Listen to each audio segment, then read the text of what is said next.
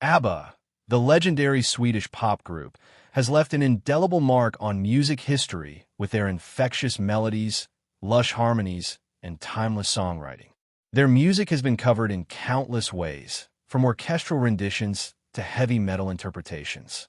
However, one of the most unique tributes to ABBA comes from an unexpected place: a bass guitar tuned to the notes ABBA. Inspired by a video featured on Ultimate Guitar ABBA, played on bass tuned to ABBA, this experiment explores how tuning a bass to the letters of the band's name affects the way their songs are played and perceived. This article delves into the musical theory behind this tuning, the challenges and creative opportunities it presents, and how it reimagines ABBA's iconic sound through a fresh, low-end perspective. A standard bass guitar is typically tuned to EADG, mirroring the lowest four strings of a guitar, but an octave lower.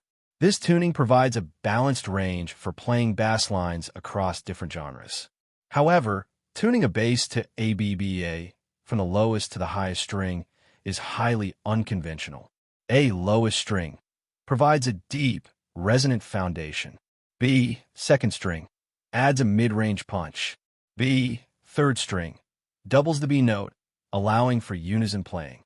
A, highest string, offers a brighter, melodic high end.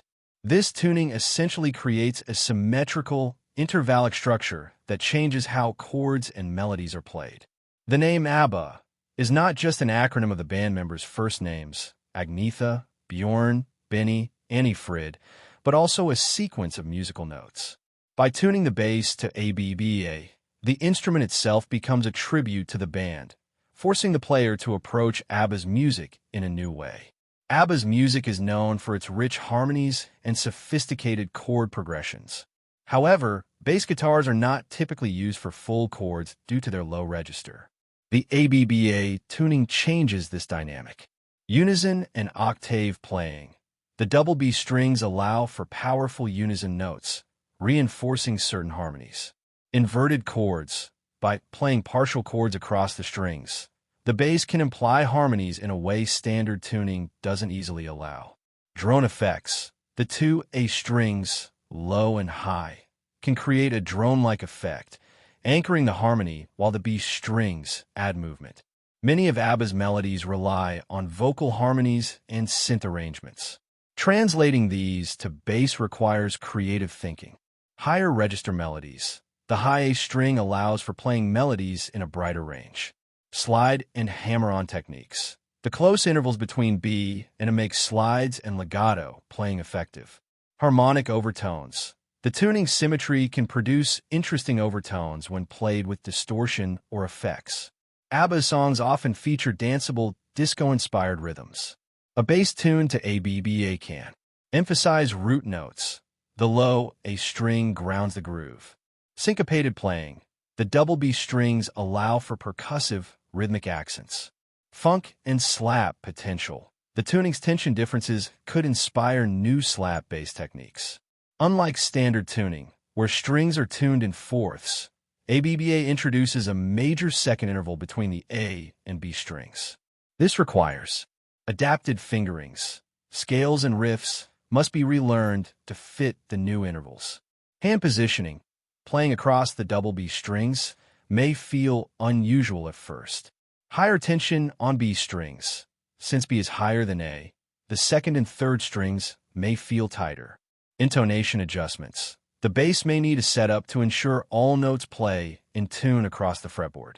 While the tuning works well for songs in A or B major/minor, transposing other ABBA hits, like Dancing Queen, originally in B major, may require capos or creative arrangements. Originally driven by piano and strings, Dancing Queen's bass line is iconic. In ABBA tuning, verse bass line. The original follows a B major groove, but in this tuning, it could be transposed to A or B, emphasizing the open strings. Chorus harmony. The high A string could play the vocal melody, while the low A and B strings hold the rhythm. The song's descending bass line could be reimagined with slides between the B and the strings, creating a smoother, more connected sound. The staccato vocal rhythm could be mimicked with muted B string slaps, turning the song into a funky, bass-driven piece.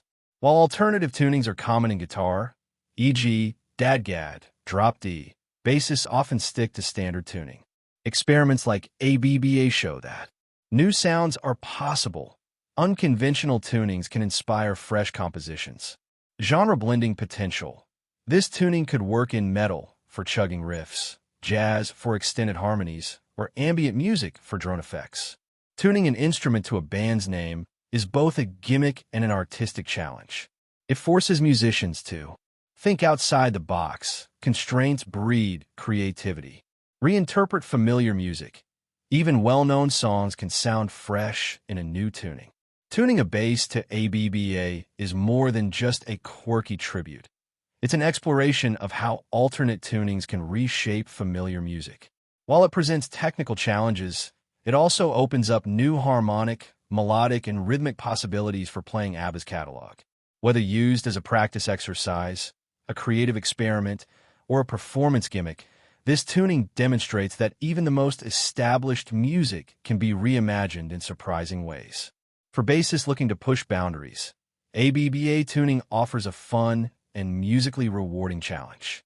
And for ABBA fans, it's a reminder that their songs remain endlessly adaptable, no matter how you tune your instrument. Would ABBA themselves approve of this tuning? Maybe not, but innovation in music often comes from daring to try something different. As the ultimate guitar feature shows, even a small tweak like this can lead to big creative discoveries. Now grab a bass, tune it to ABBA, and play Waterloo like never before.